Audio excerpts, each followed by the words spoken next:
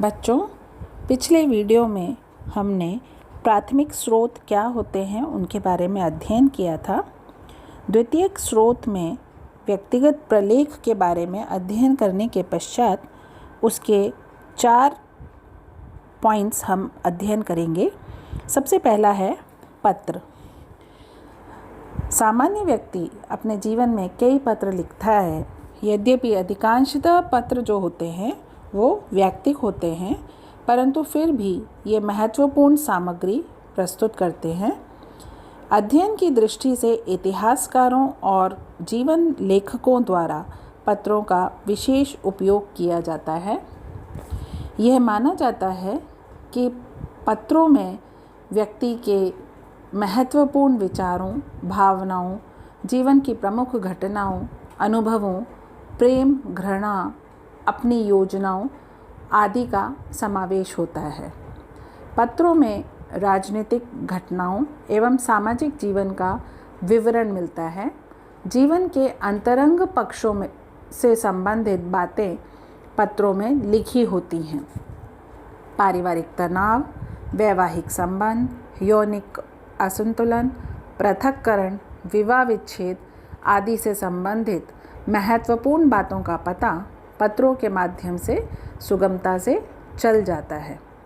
पत्र क्योंकि व्यक्तिगत और गोपनीय होते हैं, अतः इनसे यथार्थ और विश्वसनीय सामग्री मिल सकती है। साथ ही साथ हम ये भी निष्कर्ष पर पहुंचते हैं कि पत्र लिखने का उद्देश्य यदि प्रचार कार्य नहीं होता है तो उसमें जो वर्णित बातें होती हैं वो यथार्थता ज्ञात करना कठिन हो जाता है, और साथ ही साथ पत्रों द्वारा संकलित सामग्री में अभिनति या कहें कि पक्षपात का दोष भी पाया जाता है। दूसरा बिंदु है डायरी। कई लोग अपने दिन प्रतिदिन की घटनाओं को डायरी के रूप में लिखते हैं। क्योंकि डायरी एक पूर्णतः गोपनीय दस्तावेज होता है, अतः व्यक्ति के जीवन की रहस्यमयी बातों का भी हम पता लगाने का इसे एक विश्वसनीय स्रोत मान सकते हैं। जॉन मेज ने लिखा था, डायरियाँ सबसे अधिक रहस्योद्घाटन करने वाली होती हैं, क्योंकि एक और व्यक्ति को इनका जनता के सामने प्रदर्शित होने का भय नहीं होता एवं दूसरी ओर इनमें घटनाओं एवं क्रियाओं के घटित एवं संपन्न होने के समय ही उनको बहुत स्पष्ट रूप से लिख दिया जाता है। मेज के इस कथन से सामाजिक अनुसंधान में डायरी का तथ्य संकलन के स्रोत के रूप में महत्व स्वतः ही स्पष्ट हो जाता है। यद्यपि सामाजिक शोध में डायरी की काफ़ी उपयोगिता है, परंतु फिर भी इसकी कुछ सीमाएं भी हैं। आलपोर्ट ने लिखा है, डायरियों में घटनाओं को पूरी तरह स्वीकार करके चला जाता तथा अक्सर उन व्यक्तियों या दशाओं का विवरण भुला दिया जाता है जिनके अस्तित्व व चरित्र के बारे में डायरी के लेखकों को अनुमान मात्र होता है। साथ ही साथ जॉन मेज ने भी बताया कि डायरियाँ जीवन के नाटकीय एवं संघर्षात्मक पक्षों का तो बढ़ा चढ़ाकर वर्णन कर सकती है, परंतु कई महीनों के शांतिपूर्ण एवं सुखद क्षणों को इनमें उचित मात्रा में स्थान नहीं दिया जाता है। इन कमियों के अलावा डायरियों द्वारा तथ्य संकलन के रूप एवं अन्य दोष भी हैं। इनमें घटनाओं का क्रमबद्ध विवरण नहीं मिलता है। यदि डायरी को प्रकाशित कराने की लेखक की तनिक सी अप्रकट इच्छा भी है तो उसमें कल्पनाशीलता एवं घटनाओं को बढ़ा चढ़ाकर लिखने का भाव आ जाता है।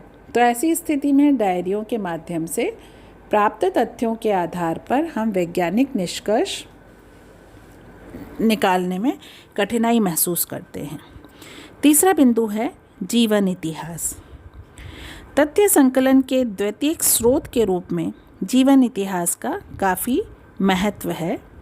जॉन मेज ने लिखा था, वास्तविक अर्थ में जीवन इतिहास का तात्पर्य किसी विस्तृत आत्मकथा से होता है सामान्य अर्थों में इसका प्रयोग किसी भी जीवन संबंधी सामग्री के लिए किया जा सकता है, या अन्य शब्दों में हम कह सकते हैं कि जीवन इतिहास का तात्पर्य किसी भी प्रकार की जीवन संबंधी सामग्री से है।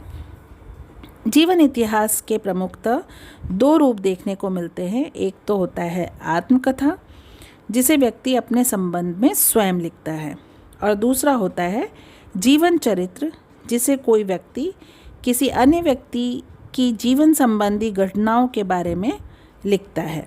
साधारणतः प्रसिद्धि प्राप्त व्यक्तियों के जीवन चरित्र ही लिखे जाते हैं। नेक्स्ट है संस्मरण। कई लोग अपनी यात्राओं, जीवन की महत्वपूर्ण घटनाओं एवं रोमांचकारी अनुभवों को संस्मरण के रूप में लिखते हैं, या इन्हें समय समय पर अन्य व्यक्तियों को सुनाते हैं। यह संस्मरण न केवल व्यक्ति के जीवन अनुभवों का लेखा जोखा भी प्रस्तुत करते हैं, बल्कि काल विशेष के समाज की दशाओं का चित्रण भी करते हैं। यात्राओं व महत्वपूर्ण घटनाओं के संस्मरण लिखने का प्रचलन प्राचीन काल से ही चला आ रहा है। जैसे उदाहरण के रूप में हम ले सकते हैं कोलंबस है, हुएंगसांग है।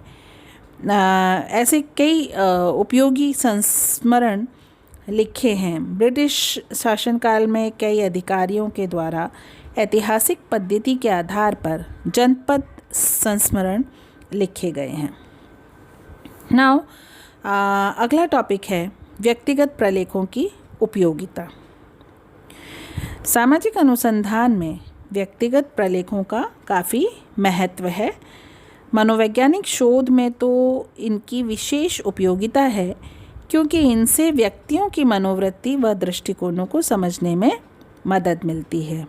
सामाजिक घटनाओं के संबंध में ये प्रलेख विस्तृत जानकारी प्रदान करते हैं। यदि पत्र, डायरियाँ, जीवन इतिहास एवं संस्मरण प्रकाशन के उद्देश्य से नहीं लिखे गए हैं, तो उनकी विश्वसनीयता व वस्तुनिष्ठता काफ़ी बढ़ जाती है। स्पष्ट है कि जिस प्रकार कोई अवलोकनकर्ता अपनी सहभागिता के आधार पर किसी समूह का गहराई के साथ अध्ययन कर सकता है, उसी प्रकार सामाजिक शोधकर्ता को पत्रों व अन्य व्यक्तिगत प्रलेखों के माध्यम से किसी घटना या दशा से संबंधित आंतरिक बातों का पता चल जाता है। कहने का तात्पर्य यह है कि व्यक्तिगत प्रलेख अध्ययन के लिए उपयोगी आधार प्रदान करने में महत्वपूर्ण योगदान देते हैं। अब यहाँ पर हम अगला बिंदु डिस्कस करेंगे, व्यक्तिगत प्रलेखों की सीमाएं। यानी अभी तक हमने इसकी उपयोगिता देखी कि किस के आधार पर हम जानकारी हासिल कर सकते हैं, लेकिन इन व्यक्तिगत प्रलेखों की कई सीमाएं भी हैं, कई कमियां भी हैं। सबसे पहली कमी है प्राप्त करने में कठिनाई। व्यक्तिगत प्रलेखों को प्राप्त करना बहुत ही कठिन काम होता है। यह पता लगाना आसान नहीं है कि कौन से प्रलेख कहाँ से प्राप्त होंगे, वह किसके पास हैं। यदि ये पता चल भी जाए तो भी ये आवश्यक नहीं होता कि वे शोध कार्य के लिए मिल ही जाएंगे। दूसरा बिंदु है प्रामाणिकता की समस्या। जैसे अपन ने व्यक्तिगत प्रलेखों के बारे में अध्ययन किया, तो उसकी एक सीमा ये भी है कि इनकी प्रामाणिकता का पता लगाने में हमें कठिनाई महसूस होती है। इनकी सत्यता की जांच करने में भी हम कठिनाई महसूस करते हैं। कई व्यक्तिगत प्रलेख कई बार अतिशयोक्तिपूर्ण होते हैं, अर्थात उनमें घटनाओं या व्यक्तिगत अनुभवों को बढ़ा चढ़ाकर चित्रित किया जाता है। फिर यह ज्ञात करना और भी कठिन है कि कौन सा व्यक्तिगत प्रलेख कितना सही है और कितना गलत है। नेक्स्ट है वैज्ञानिक सामान्यीकरण में कठिनाई। व्यक्तिगत प्रलेखों की एक सीमा यह भी है कि इनके आधार पर वैज्ञानिक सामान्यीकरण निकालना काफ़ी कठिन होता है। इसका कारण क्या है? इसका कारण यह है कि व्यक्तिगत प्रलेख व्यक्ति विशेष के विचारों एवं दृष्टिकोणों का परिचायक होता है। यह डायरी, पत्र, संस्मरण या आत्मकथा में किसी समूह, समाज, सामाजिक घटना, सामाजिक समस्या आदि के संबंध में जो कुछ लिखना है क्या वह संपूर्ण समूह या समाज का प्रतिनिधित्व करता है? क्या ऐसे प्रलेख के आधार पर निष्कर्ष निकालना वैज्ञानिक दृष्टि से उचित होगा? ये हमें सोच लेना चाहिए। नेक्स्ट है सांख्यिकीय विश्लेषण में कठिनाई। व्यक्तिगत प्रलेखों के आधार पर प्राप्त सामग्री का सांख्यिकीय विश्लेषण करना भी सामान्यतः संभव नहीं होता। जहोदा एवं उनके सहयोगियों ने लिखा है, व्यक्तिगत प्रलेख सांख्यिकीय प्रविधियों की सहायता से उपयोग में लाए जाने के लिए ज़्यादा उपयुक्त नहीं होते हैं। अंतिम बिंदु है इसका पक्षपात की संभावना। कई व्यक्तिगत प्रलेखों में व्यक्तिगत पक्षपात काफ़ी मात्रा में पाया जाता है जो शोध सामग्री के रूप में उनकी उपयोगिता पर प्रश्न चिन्ह लगा देता है। इन सीमाओं को ध्यान में रखते हुए शोधकर्ता को व्यक्तिगत प्रलेखों का उपयोग सावधानीपूर्वक करना चाहिए ताकि अध्ययन की वस्तुनिष्ठता बनी रह सके। इस अध्याय का अगला टॉपिक है सार्वजनिक प्रलेख। अभी तक हम व्यक्तिगत प्रलेखों की चर्चा कर रहे थे, अब हम सार्वजनिक प्रलेख के बारे में अध्ययन करेंगे। सामग्री संकलन में द्वितीयक स्रोत के रूप में सार्वजनिक प्रलेख का काफ़ी महत्व होता है।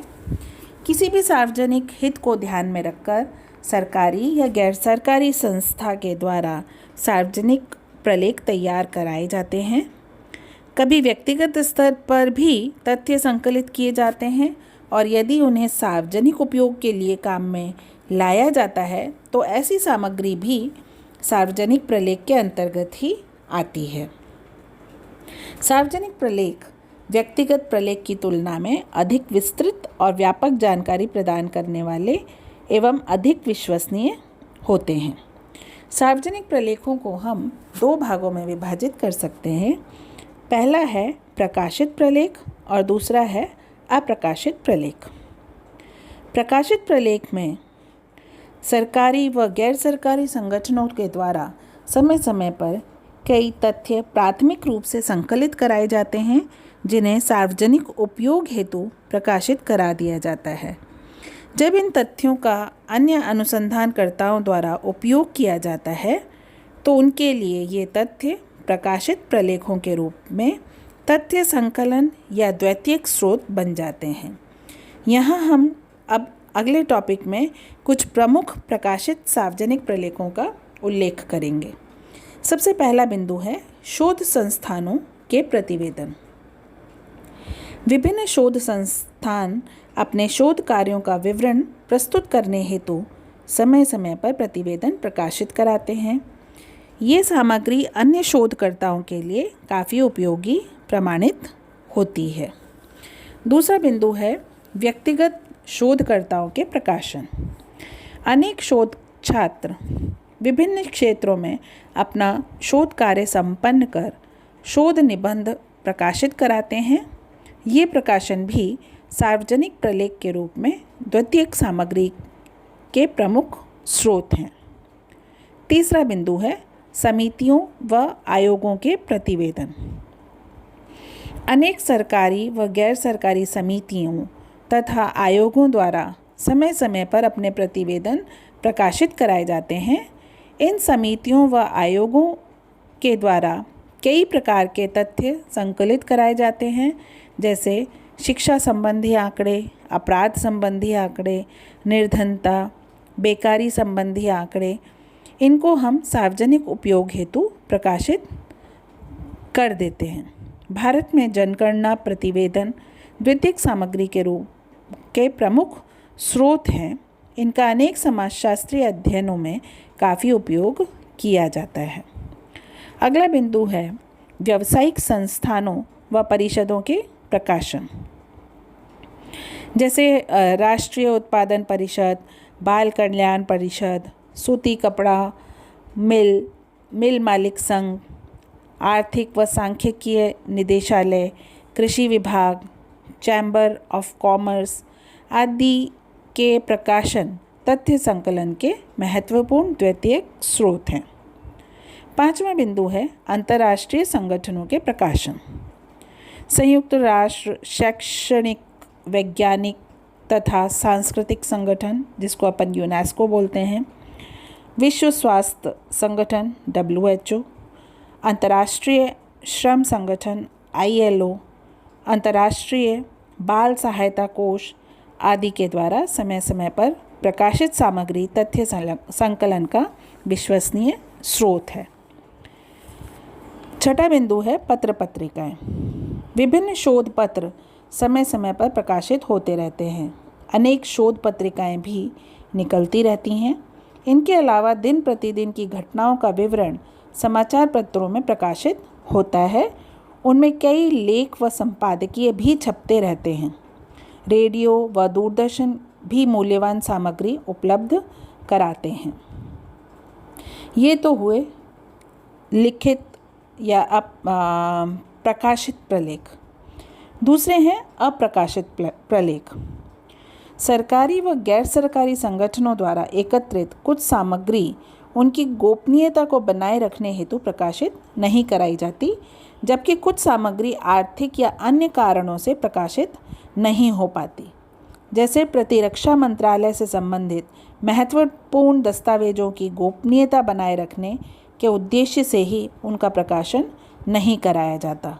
पुलिस विभाग, न्याय विभाग, सरकारी कार्यालयों आदि के द्वारा समय समय पर कई महत्वपूर्ण सूचनाएं एकत्रित कराई जाती हैं, परंतु उन्हें रिकॉर्ड या दस्तावेज के रूप में सुरक्षित रखा जाता है, प्रकाशित नहीं करवाया जाता। अप्रकाशित प्रलेख के अंतर्गत द्वितीयक सामग्री के निम्नलिखित स्रोतों को हम सम्मिलित कर सकते हैं। पहला होता है अभिलेख, जो विभिन्न सरकारी और गैर सरकारी कार्यालयों में उनकी आवश्यकता अनुसार कई प्रकार के आंकड़े और सूचनाएं एकत्रित करके रखे जाते हैं। ये संपूर्ण सामग्री विभिन्न समितियों, संगठनों, आयोगों के प्रतिवेदनों व समय समय पर आयोजित होने वाली बैठकों की कार्यवाही के रूप में होती हैं। यद्यपि ये सामग्री गोपनीय होती है, परंतु साथ ही काफ़ी विश्वसनीय भी होती है। दूसरा बिंदु है अनुसंधानकर्ताओं के प्रतिवेदन। अनेक अनुसंधानकर्ता शोध कार्य के आधार पर महत्वपूर्ण प्रतिवेदन तो तैयार कर लेते हैं, शोध निबंध तो लिख लेते हैं, परंतु उनमें से अधिकांश अप्रकाशित ही रह जाते हैं। ये भी सूचना प्राप्ति एवं सामग्री के सत्यापन के प्रमुख स्रोत हैं। तीसरा बिंदु है पांडुलिपियाँ। कुछ महापुरुष, समाज सुधारक, नेता एवं विभिन्न क्षेत्रों में ख्याति प्राप्त व्यक्ति विभिन्न विषयों का गहन अध्ययन एवं तथ्य संकलन कर पांडुलिपियाँ तैयार कराते हैं। ये किन्हीं कारणों से इन्हें प्रकाशित नहीं करा पाते। इनमें काफ़ी उपयोगी सामग्री होती है। शोध हेतु इन पांडुलिपियों को प्राप्त करना काफ़ी कठिन होता है। कई बार इन्हें संग्रहालयों में सुरक्षित रख दिया जाता है और जहां इनका लाभ भी उठाया जा सकता है। चौथा और अंतिम बिंदु है अप्रकाशित लोकगीत, लोक संस्कृति, शिलालेख, लोकगाथाएं। ये द्वितीयक तथ्य संकलन के महत्वपूर्ण स्रोत हैं। मानव शास्त्रियों के द्वारा अनेक अध्ययनों में इनका काफ़ी उपयोग किया गया है। द्वितीयक सामग्री की सीमाओं का उल्लेख व्यक्तिगत प्रलेख तथा सार्वजनिक प्रलेख नामक शीर्षकों के अंतर्गत पूर्व में किया जा चुका है। यहाँ पर हमें उसे दोहराने की आवश्यकता नहीं है। यहाँ बस इतना बता देना ही उचित होगा कि द्वितीयक सामग्री को काम में लेने से पूर्व उसकी विश्वसनीयता, उसके सही या गलत होने की जांच अवश्य कर लेना चाहिए, अन्यथा संपूर्ण शोध कार्य निरर्थक हो सकता है। अतः काल्पनिक एवं अशुद्ध सामग्री से बचना चाहिए। द्वितीयक स्रोतों से प्राप्त सामग्री को आधार सामग्री नहीं मानकर पूरक सामग्री ही माना जाना चाहिए, जिसका प्रयोग बहुत सावधानीपूर्वक किया जाना चाहिए। आधार सामग्री को प्रमुखतः प्राथमिक स्रोतों से ही प्राप्त किया जा सकता है। बच्चों, यहाँ पर ये अध्याय समाप्त हो रहा है। यदि किसी भी बच्चे को किसी भी टॉपिक में कोई भी दुविधा है या समझ में नहीं आया है तो आप व्हाट्सएप पे पूछ लीजिएगा। धन्यवाद।